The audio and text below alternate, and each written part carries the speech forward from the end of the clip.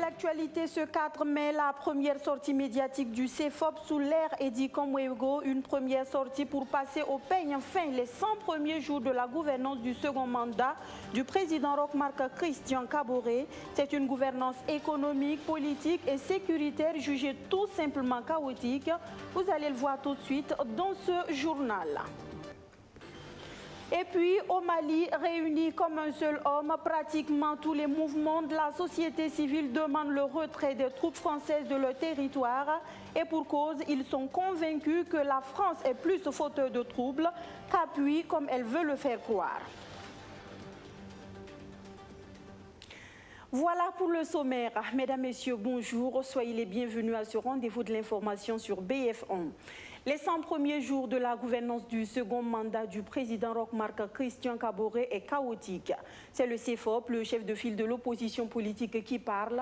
Face à la presse ce mardi 4 mai 2021, le CFOP a peint en noir la gouvernance politique, économique et sécuritaire du président Kaboré. Parlant de sécurité, le CFOP a affiché son inquiétude par rapport aux récentes vidéos publiées sur la toile montrant des groupes armés imposant leur système de gouvernance aux populations. On en sait plus sur cette sortie du CFOP avec son président Edi Komwego que je vous propose d'entendre. Lorsque l'on prête serment et on demande, on dit, on affirme que l'on doit assurer l'intégrité du territoire, que l'on doit protéger les populations, nous voyons que ce n'est pas le cas. Et c'est vraiment désolant. C'est même condamnable. Et ces hommes-là se donnent le droit d'aller dans nos localités et de faire des assemblées générales comme des partis politiques. Mais pire, ils leur imposent leur mode de gouvernance. Qui doit dénoncer qui? Et eux, ils vont venir régler les comptes. Et c'est pourquoi nous tenons le gouvernement d'Abiré de responsable pour ce qui arrive dans notre pays. Et c'est pourquoi nous avons recommandé qu'on arrête tout cela et que le territoire puisse être reconquis immédiatement et sans délai.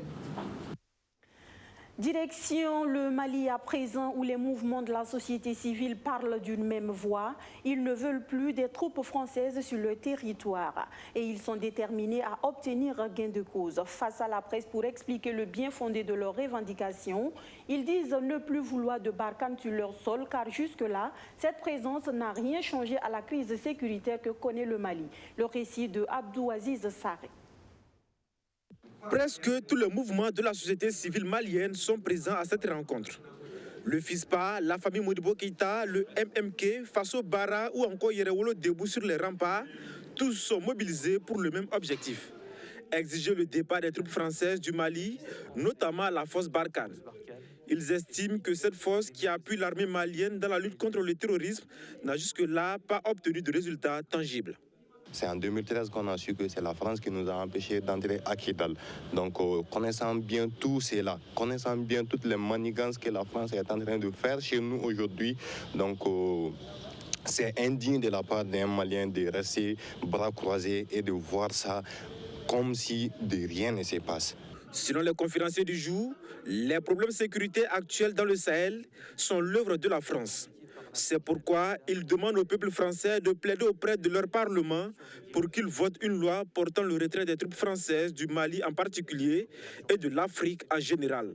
Tous ceux-là qui sont atteints de porter atteinte à la vie des populations africaines, qui sont des bébés, des enfants, des femmes, des hommes, le premier responsable et tous ceux qui le font sont des mercenaires, des grands bandits à la solde, financiers, armés par la France. Nous sommes convaincus et la France est le premier responsable dans l'assassinat de Idriss Déby auquel nous rendrons un vibrant hommage. Depuis 2018, les initiateurs de la pétition ont enregistré 3 800 000 signatures favorables au retrait des troupes françaises du Mali. Le mouvement Mali Keleya veut atteindre 5 millions de signatures avant que cela soit transmis à qui de droit. De retour chez nous au Burkina Faso, dans le monde éducatif, les élèves sont toujours vent debout contre les réformes des examens scolaires. Après avoir été dispersés à coups de gaz lacrymogène la semaine dernière, ils ne démordent pas, déterminés à se faire entendre. Hier encore, ils ont battu le pavé devant leur ministère de tutelle. Une fois de plus, ils ont été confrontés au dispositif des forces de l'ordre. Une chaude matinée relatée pour nous par Kader Kondé et Abdourazak Traoré. Le gaz lacrymogène de la semaine dernière n'a visiblement pas eu raison de leur mobilisation. Les élèves sont plus que jamais déterminés à faire barrage aux nouvelles réformes entamées dans leur domaine. Ils étaient nombreux ce matin à prendre d'assaut le centre-ville de la capitale burkinabé. Objectif ? Se rendre au ministère de l'Éducation nationale, de l'alphabétisation et de la promotion des langues. Comme il fallait s'y attendre, le mouvement est dispersé par les forces de l'ordre. En grosso modo, on a vraiment des camarades qui sont blessés, des camarades qui sont évanouis. Les camarades blessés, mais je peux dire que ça vaut la moitié de nos camarades qui sont sortis pour lutter aujourd'hui. Aujourd'hui, vraiment, ça a été très grave. Et nous prenons nos parents en témoin, nous prenons l'opinion publique en témoin. Parce qu'avant de sortir, nous avons déposé un préavis. On a prévenu le ministre avant de sortir. Ils ont largement eu le temps sur ces 72 heures de réfléchir sur la question avant que nous venions. Bien avant ça, nous sommes sortis le jeudi manifester. Ça les a donné encore le temps de réfléchir une fois là-dessus. Et nous sortons encore aujourd'hui et ils donnent l'autorisation à ces soldats-là de nous réprimer. Judas Marie et ses camarades signent et persistent. Les nouvelles réformes sont loin de faire du bien au monde scolaire. Ils viennent réprimer des élèves innocents qui sont sortis réclamer quelque chose de légitime, quelque chose qui les revient de droit. Ils interdisent les examens blancs dans les publics. Par contre, si vous partez au PMK, ça se poursuit. Partez dans les privés, ça se poursuit. Les enfants ne sont plus dans les établissements publics. C'est pourquoi on ne prend pas des réformes pour choix. On prend les réformes à l'avantage de tout le monde. Lorsqu'on veut prendre des réformes, on doit interroger tout le monde à savoir est-ce que ces réformes-là s'arrangent. C'est nous les premiers acteurs. Il doit nous demander. Ce n'est pas lui qui compose le bac à notre place. Ce n'est pas lui qui compose le BPC à notre place. Il ne peut pas dire que ces réformes-là nous arrangent sans avoir nous demandé. Si ça ne nous arrange pas, on va sortir réclamer. Nous sommes des majeurs et nous sommes à l'école, c'est pourquoi. C'est pour nous permettre de remettre en cause ces réformes-là. Si aujourd'hui, nous, en tant qu'élèves, nous ne sommes pas capables de remettre en cause ces réformes, ces ministres-là devraient eux-mêmes se remettre en cause. Tout en fustigeant l'association des parents d'élèves car jugée inactive dans cette crise, l'AESO promet de se battre jusqu'à la dernière énergie pour faire reculer l'exécutif. Autant d'informations qui vous parviennent grâce à la presse qui, vous le savez, était justement à l'honneur ce 3 mai partout dans le monde. Pour cette 30e journée mondiale de la liberté de la presse, le Burkina Faso, classé parmi les meilleurs élèves en matière de la liberté de la presse, s'est focalisé sur la viabilité économique des médias d'information dont dépend en grande partie cette liberté. Abdourazak Traoré.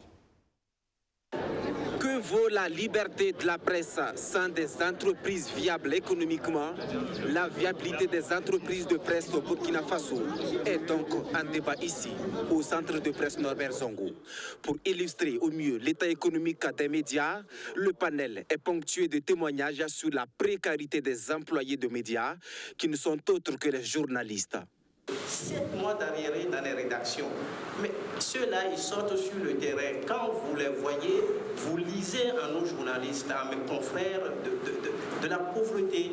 Ils sont pas à l'aise. Vous les voyez. Et quand on finit comme ça le reportage, vous voyez comment les gens s'agrippent sur le côté, vous voyez comment les gens pourchassent même les organisateurs. Mais j'ai dit, mais non, le journaliste, il doit être à l'abri du besoin. Le journaliste, c'est un métier, c'est une profession noble. Mais c'est pourquoi je demande, franchement, qu'on ne commence pas à mettre l'accent au niveau donc des entrepreneurs de presse. Mettre l'accent sur les entrepreneurs de presse, c'est une recommandation qui fait l'unanimité ici, chez les panélistes autour de la table. Eux qui ont constaté des entreprises qui n'existent que de nom, des entreprises sans aucune organisation, des sociétés aux antipodes des règles de management. Si entrez, vous vous rendez compte que ce n'est véritablement pas une entreprise en tant que telle.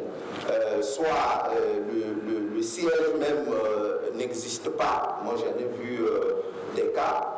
Lorsque je faisais une étude pour le fonds d'appui à la presse privée, le DGLA, j'ai parcouru Ouagadougou et Bobo-Dioulasso pour cette étude.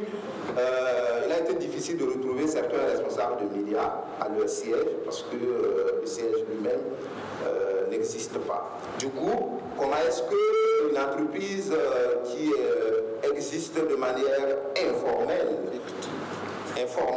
peut disposer d'outils de gouvernance administrative, de gouvernance économique. Et l'autre difficulté qui entrave les médias, c'est quand eux tous comptent sur la commande publique pour se réaliser et qu'en retour du fait de leur désorganisation, l'essentiel de la commande étatique est arraché par les médias étrangers. Elle va principalement à des acteurs médiatiques de l'extérieur qui sont mieux organisés, qui ont leur entrée dans les services gouvernementaux le plus souvent. Et ça va aussi, cette manne financière-là, elle va aussi aux médias publics, au détriment de la presse privée. Mais pour certains acteurs, il est temps de cesser de faire une fixation sur les entreprises. Ils pointent du doigt la qualité même des hommes de médias. On a une formation des journalistes dans notre pays qui n'est pas à niveau. Vous ne pouvez pas demander à un patron de presse de payer 500 000, 600 000 à quelqu'un qui ne peut pas... Voilà, je ne sais pas, tu ne peux pas moi me prendre pour vouloir me payer au prix de Lionel Messi, ce n'est pas possible. Pour jouer au football, c'est la même chose. Et ces écoles-là sont diminuées. Sont diminuées en matériel, ils sont diminués, les curricula sont désuets, comment on appelle, les enseignants, il faut en trouver de nouveaux. C'est toute cette chaîne-là qu'il faut voir. Et c'est là aussi qu'on pourra dire que n'importe qui ne peut pas venir se bomber le torse et dire je suis journaliste. Ce n'est pas la pratique. Beaucoup y sont sans avoir évidemment le diplôme requis pour y être. Qu'est-ce que vous voulez? Le dispositif est là, mais écoutez, moi je suis chef d'entreprise, je suis libre donc de recruter qui je veux. C'est ça aussi, la liberté. Donc ça pose véritablement le problème encore. Il faut revoir un peu nos textes pour les arrimer à nos réalités. Revoir les textes également du côté de l'administration fiscale, car la fiscalité actuelle n'est pas adaptée aux entreprises qui produisent un bien spécifique qu'est l'information. Ce 3 mai a par contre été célébré sous fond de colère au Sénégal. Au pays de la Teranga, les journalistes veulent plus de respect pour leur métier. Entre abus et attaques, les hommes de médias qui disent être victimes de mauvais traitements ces dernières années ont réclamé une nette amélioration de leur situation. Ils l'ont fait savoir justement en présence de nos confrères d'Africa News.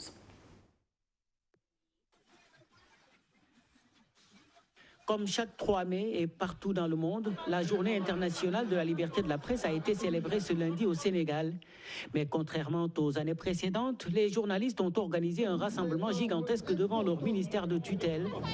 Un sit-in pour exiger plus de respect pour leur métier. Oui, je pense qu'il y avait 2 messages principalement. Le premier message, c'était le message à l'endroit de nous-mêmes. Il fallait qu'on se regarde les yeux dans les yeux et qu'on se convainc encore une fois que nous autres journalistes, nous autres membres des médias, que nous savons nous mobiliser. Le deuxième message maintenant, c'était de façon générale de revendiquer notre liberté avec un grand L. La liberté, c'est la liberté d'expression, c'est la liberté de presse, c'est la liberté d'informer. Ce sont ces 3 libertés-là qui ensemble constituent un grand L et qu'il nous fallait aujourd'hui revendiquer en le martelant. Qui parle de règlements dans les médias sociaux. Car le journalisme au Sénégal est non seulement devenu un métier à risque, mais il ne nourrit pas son homme. Pour nous, ce qui nous importe, c'est l'application de la convention collective du secteur des médias. Pourquoi? Parce que cette application de la convention collective va permettre aux jeunes reporters d'avoir de meilleures conditions de travail, des salaires décents, mais également aussi de bénéficier des cotisations à l'IPRES, mais aussi des cotisations au niveau des IPM. La presse sénégalaise n'a sans doute jamais été aussi en danger. En plus de sa précarité, elle doit faire face à des dérives de toutes sortes ces dernières années. Les violences et violations contre le principe de la liberté d'expression se sont multipliées dans le pays. Des entreprises de presse ont été la cible d'attaques, des journalistes et caméramens violentés, des chaînes de télévision ont même vu leurs signaux coupés. Et c'est pour dire stop que les journalistes du Sénégal se sont mobilisés ici devant le ministère de la Communication en cette journée internationale de la liberté de la presse. Un rassemblement qu'ils espèrent va changer quelque chose à leur situation. Je suis Wahani Johnson Sambou, correspondant au Sénégal pour Africa News. Parlons économie à présent avec ces chiffres. Plus de 34 milliards de francs CFA, c'est la consommation en 2020 en eau, énergie et téléphone des ministères et institutions étatiques burkinabés, alors qu'en 2019, toutes ces consommations avaient coûté à l'État environ 33 milliards de francs CFA. Pourquoi une telle augmentation alors que l'État lui-même parle de réduction de son train de vie? Quels sont les ministères les plus budgétivores dans la consommation d'énergie? Les éléments de réponse avec Benjamin Kwame qui a rencontré pour nous le confrère de l'hebdomadaire L'économiste du Faso. De l'eau et de l'électricité, il y en a de grands consommateurs au Burkina Faso. En 2020, la consommation des institutions et ministères de ces deux matières ajoutées au téléphone s'élève à un peu plus de 34 milliards de francs CFA. Un chiffre un peu plus en hausse à celui de 2019 qui était de 33 milliards de francs CFA. Des plus grands consommateurs de l'électricité en 2020, le ministère de la Santé est classé premier avec plus de 4 milliards de francs CFA et plus de 3 milliards de consommation pour l'eau. C'est le rapport d'exécution des dépenses du budget 2018 à 2020 qui le révèle. Une consommation excessive, mais qui peut s'expliquer par le nombre pléthorique de son effectif. L'augmentation de la consommation, on peut dire déjà au niveau des ministères, si vous vous rappelez, c'est les ministères qui ont le plus gros de ressources humaines, c'est-à-dire c'est eux qui ont le plus de pourcentage de travailleurs, d'employés, de personnel. Donc, toutes ces personnes-là qui utilisent l'électricité, que ce soit le courant, les ordinateurs, les imprimeries, les impressions et tout, ça doit être ça aussi qui constitue ou qui permet de voir cette hausse-là. Voilà, il ne faut pas oublier que c'est les ministères qui comptent le plus grand nombre de personnel. Donc c'est un peu, je ne vais pas dire que c'est justifiable, mais c'est l'une des raisons qui fait qu'on remarque cette hausse au niveau de l'électricité. Bien d'autres raisons sont liées à cette consommation d'électricité, mais celle de l'eau n'a pas été communiquée par le rapport. Derrière le ministère de la Santé, il faut compter le ministère en charge de l'économie avec plus de 2 milliards. Et le ministère de la Défense avec 2 milliards 400 millions de francs CFA, pour ne citer que ceci.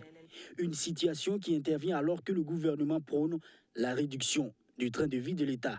Nonobstant ces montants exorbitants, la consommation de l'eau par certains ministères et institutions a relativement baissé en 2020. C'est le cas de l'urbanisme, de la fonction publique ou encore de l'Institut national de la statistique. Alors, au niveau de l'INST, l'année passée, quand on a fait le point au niveau des consommations en eau, électricité et téléphone, l'INST est arrivé en tête au niveau de la consommation en eau.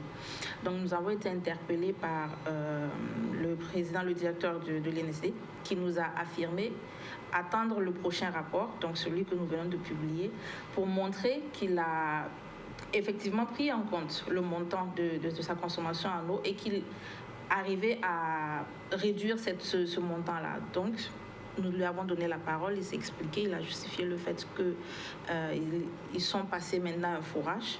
Donc, il n'y a que quelques démembrements de l'INSD qui s'approvisionnent directement via l'ONIA. Donc, c'est l'une des raisons qui fait que leur facture a baissé. Le rapport d'exécution du budget et de la trésorerie de l'État est livré. Le gouvernement fait des projections pour réduire considérablement toutes ces consommations élevées. Mais il est primordial d'accélérer le processus pour sentir véritablement cette ambition sur la réduction du train de vie de l'État. La réduction du train de vie de l'État. Donc, en dehors des forages, ça c'est au niveau de l'eau. Je sais que le rapport parle aussi d'acquisition de batteries, de condensateurs et tout, justement au niveau de l'électricité pour amoindrir la facture. On doit pouvoir commencer à réduire ces factures. Et à partir de ce point-là, on pourra dire oui, effectivement, le gouvernement a pris la mesure totale et est actuellement en train de travailler. À noter également que le rapport félicite la Cour des comptes et le ministère des Ressources animales pour la baisse en consommation d'eau. À travers son article, l'économiste du Faso interpelle les ministères et institutions qui ne sont pas cités en exemple à suivre ceux ayant entrepris des réformes pour réduire leur consommation en électricité, en eau et en téléphone. Des trouvailles comme le système qui permet d'éteindre les lampes allumées qu'on aurait oublié d'éteindre en sortant, qui pourrait aider l'État et les ménages à réduire leur consommation énergétique. Elle fait partie des créations mises en place par des étudiants exposés à Bobo Dioulasso dans le cadre de la semaine de l'entrepreneuriat numérique portée par l'incubateur Sira Lab en collaboration avec l'université Nazibouni. Majid Bakouan, reportage. Un nouveau dispositif mis en place pour permettre aux populations de respecter l'un des gestes barrières contre la Covid-19. Un appareil électronique qui permet de laver les mains sans toucher au robinet. Cette machine intelligente de lavage des mains est l'œuvre d'un groupe d'étudiants de l'École supérieure d'informatique. Donc, premièrement, quand on arrive, le système nous invite à venir laver nos mains. Donc, je mets mes mains, le savon qui vient premièrement. Et le système m'invite à frotter mes mains. Ensuite, le système m'invite à prendre de l'eau propre pour les rincer.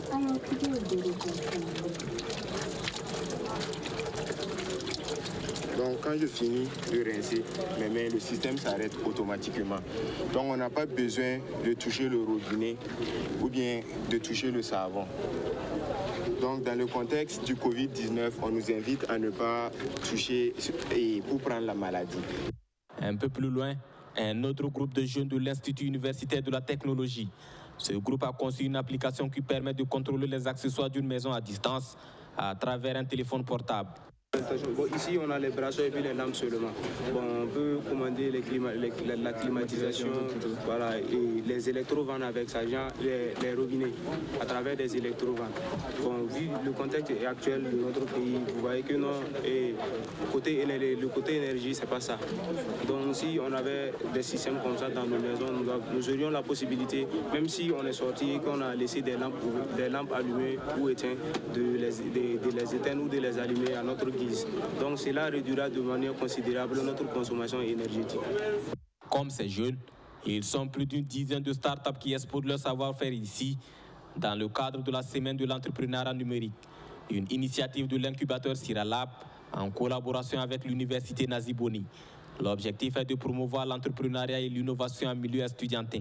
C'est susciter aux étudiants l'esprit d'entrepreneuriat pour qu'à la sortie de leurs études, au lieu de s'attendre tous à aller dans la fonction publique, dans les bureaux où chercher du travail, ces étudiants, à travers l'intelligence qu'ils développent, ils pourront quand même créer en tout cas des entreprises qui permettront eux d'avoir des employés et d'employer leurs cadets qui vont sortir des universités. Au cours de cette semaine du numérique, d'autres activités étaient au menu, à savoir des conférences publiques, des ateliers co-créatifs et des compétitions de projets. Une semaine du numérique ponctuée justement par une compétition de technologies innovantes grâce au digital. Elle a mis aux prises 16 groupes d'entrepreneurs numériques qui s'activent soit pour améliorer le service public ou éducatif. C'est un concours en réalité qui vise à identifier les meilleurs projets en vue de les soutenir. Majid Bakouan, reportage. Un hackathon pour présenter des technologies innovantes grâce au digital. C'est à cet exercice que se sont soumis 16 groupes de jeunes entrepreneurs de Ouagadougou et Bobo Dioulasso. Pendant 10 minutes, chaque groupe d'entrepreneurs numériques sous le regard d'un jury présente son expertise en matière de technologies innovantes, des tech démos, des applications pour améliorer le service public et éducatif. Sont les catégories de projets présentés par ces jeunes développeurs de logiciels. Il s'agissait d'une plateforme web et d'une plateforme mobile que nous avons mise en place qui permettait à tout utilisateur de ce système de s'inscrire sur la plateforme, d'effectuer une réservation des tickets de bus et sur la plateforme. Et le paiement se fait via le mobile money, c'est-à-dire Orange Money ou MobiCash ou bien encore PayPal. Mais nous offrons également une opportunité à l'utilisateur de choisir une option qu'on appelle l'option cash pour pouvoir effectuer la réservation. Ce concours qui s'inscrit dans le cadre de la mise en œuvre du projet Willy vise à identifier les meilleures idées d'entrepreneuriat numérique en vue de les donner un coup de pouce. Un projet porté par l'incubateur Siralab en partenariat avec l'université Navi Boni. Nous les attendons en fait dans un processus d'incubation. Donc l'objectif en fait du projet, c'est de prendre ces idées des jeunes là pour les accompagner dans un processus à rendre les projets matures, donc de passer de l'idée au marché et de rendre ces idées là en entreprise opérationnelle et viable. Et dans ce cadre-là, Siralab, dans le cadre du projet Willy, est franchisé Incubator, qui est le grand réseau d'incubateurs en France, qui nous accompagne en tout cas dans le cadre de la maturation de ces projets-là. À terme, les 3 meilleurs projets des Tech Démo, Hackathon Éducation et Hackathon Service Public, ont été récompensés par des attestations et des enveloppes. Voilà, mesdames, messieurs, on s'arrête là pour les actualités de la mi-journée sur BF1. Merci de nous avoir reçus chez vous. Je vous retrouve demain, même heure, même canal, pour un autre point de l'actualité. D'ici là, ne zappez surtout pas, nos programmes se poursuivent. Bonsoir.